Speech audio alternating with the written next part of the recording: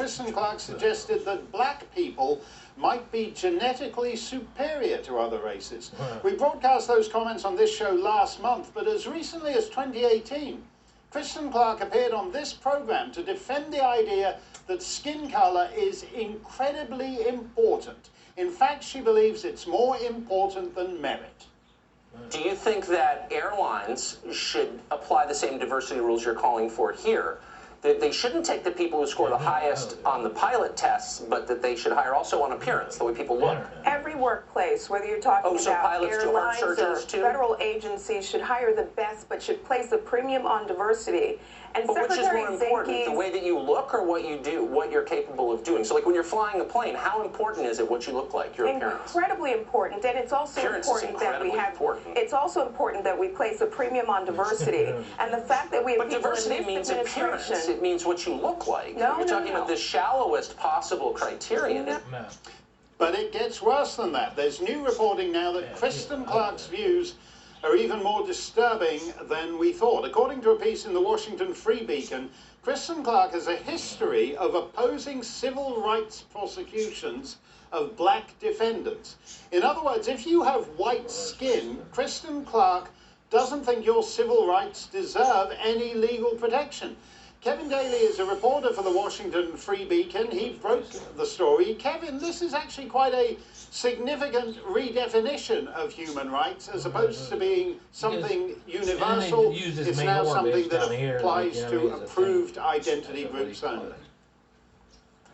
Yeah, Mark, the Washington Free Beacon found that, as you say, Ms. Clark has a history of opposing Justice Department civil rights lawsuits against black defendants. One case perhaps familiar to your viewers arose in 2008 when members of the new Black Panther Party were filmed outside a polling precinct in Philadelphia harassing and intimidating voters. There was actually an investigation from the Federal Oversight Panel that explored whether Ms. Clark backchanneled with friendly elements of the Justice Department to kill that case. The Bush Justice Department had brought a civil complaint against the individuals involved and the Black Panther Party itself, which the Obama Justice Department dropped in large part. Another case the Beacon found involved Mr. Ike Brown, who was the chairman of the Knox City County Democrat Party in Mississippi. A federal court credited overwhelming evidence that Mr. Brown had run countywide primaries in a way that favored black voters over white voters.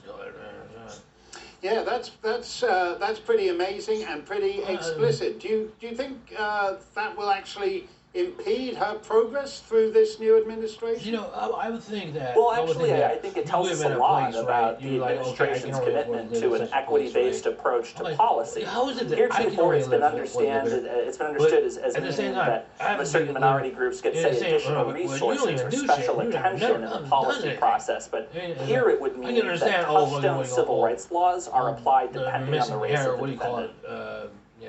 Yeah, and that's actually ought to be pretty disgraceful and disqualifying, but it appears it's not under the substitution of equity for equality. I'm whining myself, man. I'm whining myself. And it'll be interesting to explore how this plays in her confirmation hearing and getting at why exactly she believes this. Of course, there's a view that you could look at this as a logistical question, that the Justice Department has limited resources and it needs to allocate those resources consistent with the history of racial discrimination against minorities in this country.